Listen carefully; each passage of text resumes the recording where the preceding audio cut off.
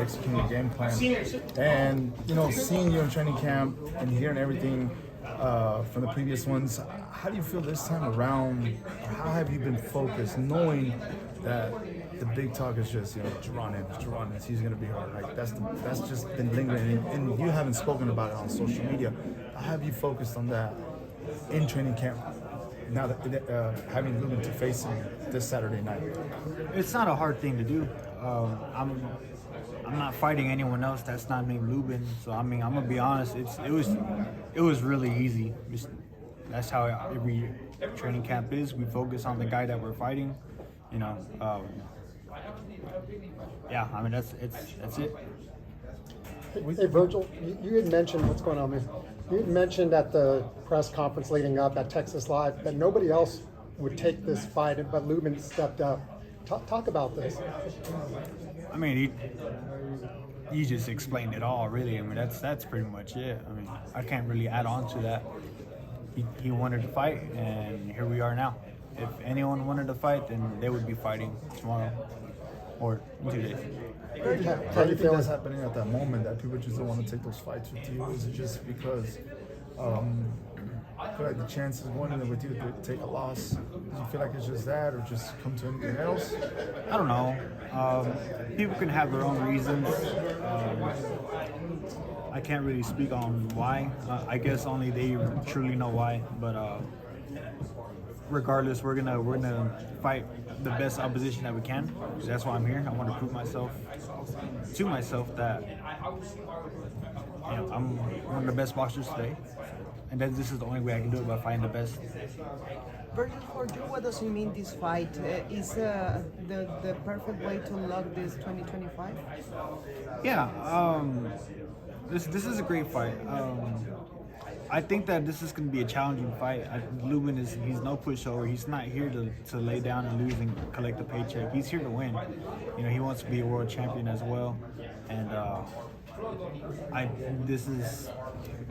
I'm not looking past him at all. It's going to be a hard fight. It's a risky fight. I'm sorry? It's a risky fight for you. Oh, yeah. Vergil, Kevin Garcia, aka the Puerto Rican Kid KG. Just to wrap up the Boots Talk, I want to ask you a question. As a fight fan, that's a dream fight, right? You versus Jaron Ennis. But for you, or maybe you can clarify for me, wouldn't it make more sense to hear your name associated with like a Fundora fight or a Bakram fight or Barral fight, like to chase a title? Why is Boots the right fight for you next when he's not technically a champion now? That's a promoter question. I'm here to fight everyone, So like I said, in my whole career, I've said I just want to fight the best fighters. And Fundora, Bakram, those world champions. Even though Jaron just moved up, he doesn't have a title. I mean, I still think he's a renowned fighter. And for sure, a win against him on my resume will speak volumes. So, like I said, it's whoever wants to fight next. If I get through this one, with the W, which I hope I do, we can get it on. So for you, there's no it has to be a title next. It's whatever they put in front of you. Whatever the fans want, and I don't think the fans complain when I fight. Got it. Just one other question. I saw a recent interview of yours where you were asked to rank fighters, and you named your GOAT as Bud Crawford, and I think a lot of folks were surprised because it's obviously a contemporary, somebody you called out in the past. Why did you rank him as your GOAT? Well, I think this is gonna sound there was a little bit of a misunderstanding. I thought I could only choose one person for GOAT. So he was the first name that popped up. So I'm like, all right, well, who else are they gonna give me? I don't want to end up putting Crawford in great and then they leave me with some schmuck and I got to put him at GOAT. You know what I mean? So I was like, all right, I got to put Crawford at GOAT. So then you got Sugar Ray Robinson and Leonard and all. So I'm like, I wish I had more room in the GOAT, because greatest of all time for me means one. Who's that for you? If you had to pick just one. I'm not here to talk about that. Okay. So what I'm trying to say is, I thought I could only pick one person for that, and then I got a lot of people are always gonna find something to complain about, and I really don't care. But that's my explanation. No doubt. Thank you. Vergil, one of those things that set you apart is your ability to hurt your opponent. Obviously, with all those knockouts, you did that, and even in the last couple of fights. Can you talk about how that really is your fight plan?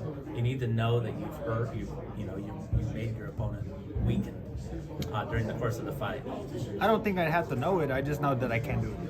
You know, I mean, I don't want to get too much away. What do you look for I mean, as you see the reaction? What's the reaction that you see where you know you've got the guy? I don't want to get that either because then they're gonna try to hide it. Yeah. We're back at Dickies Arena for the first time since 2022.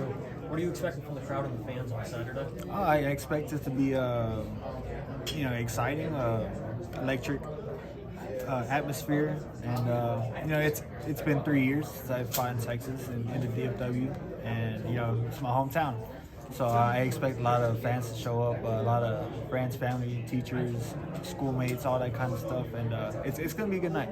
Vergil, Supreme Boxing here, speaking and piggybacking off of that, you fight for the fans, so it's not necessarily about money, titles, or anything like. It's a lot of it from the fans, and following you since Grand Prairie coming up, you mentioned 3 years. What is that like now when you're able to fly into your own headlining card at Dickies Arena, right down the road from your house, in front of those fans, for that pack out Grand Prairie Ford and have your mural in Grand Prairie? What is that like for you? It's definitely a feeling. It's a good feeling. And it's a feeling I feel like a lot of fighters can't handle, because there's a lot of, not for me, they would feel like a lot of pressure, a lot of almost responsibility, like they have to put on the show. I know I'm going to do that anyways, so I don't have to worry about any of that. I don't force myself to do anything. I just listen to my corner, or I try to. And then, I mean, that's it, but it's always a great feeling to find out. Vergil, this Saturday you put your title on the line and you have this opportunity to grab this Dead of the Dead belt. I do? Yeah. No one told me. I'm just learning this right now. What does it mean for you? That's awesome. I mean, you just saw my reaction. I don't even want to touch it. Hold on. That's cool. That is sick, actually. Wow. Yeah, I'm just learning about this right now. That's awesome. That's actually really badass. I mean, I'm excited. And I did it just, my energy level just went up. Hey, Vergil. He's been trying to ask me a question for like the past 10 minutes. sorry. Go ahead. 3 years ago, you fought here in the Dickies Arena, and you beat Maurice Hooker.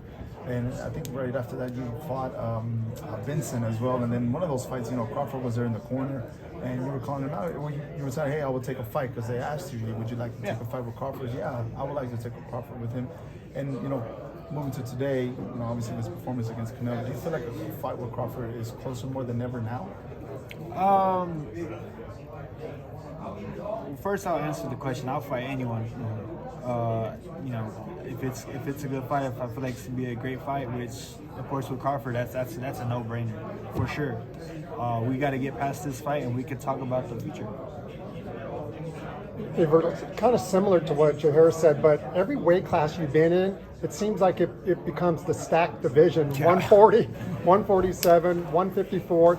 Like, you have no easy roads. Just talk about that. I mean, and you're still one of the most feared guys in boxing. Well, that's the way I want it. I mean, I want my belts to have meaning behind it. Like, I beat this guy to get it. I beat this guy to beat it. Like, I want people to remember those fights. I say this a lot. I want to be one of those HBO classic fights that people watch 50 years from. Like, damn, I was there for that fight, or man, you should have watched this guy. I wish I was alive to watch this guy live. Like, I want to be that kind of fighter, and to be just being in divisions like this where it's packed and it's just full of talent. It's just the perfect recipe. Do you feel like you're now in your prime, and then you're about to get those fights? You get through Lubin, and you're going to get those classic fights that you've been trying to get for the last 3 to 5 years? I mean, I feel like I'm getting better and better every fight. I really do. Physically, mentally. Let's get past this one, and we can talk about other things. How's your Spanish? So we know you're well established here, obviously Texas, DFW area. You headlined a fight in Vegas. You've been overseas. What will it take for you to start to get that superstar title, closer to what, you know, say Oscar De La Hoya got to in his career? I don't know. I think if I knew that, I'd, you know, I'd have 1 billion followers right now. But I don't know. What are you walking out to on Saturday? I don't know. Come on, I don't know. Guy, right? No, I really don't know. Sometimes we don't know till like 2 hours before the walkout. I swear. Sometimes we don't. I know what the walkout, like the video is gonna be, but that's not really the walkout. But it's gonna be badass. That part's gonna be. That was on me. Virgil, are you convinced? I know Robert said he has some doubts. Are you convinced that with the victory, that Boots will fight you? I've said yes twice already. So I mean, I can't speak for him. You know, that's it.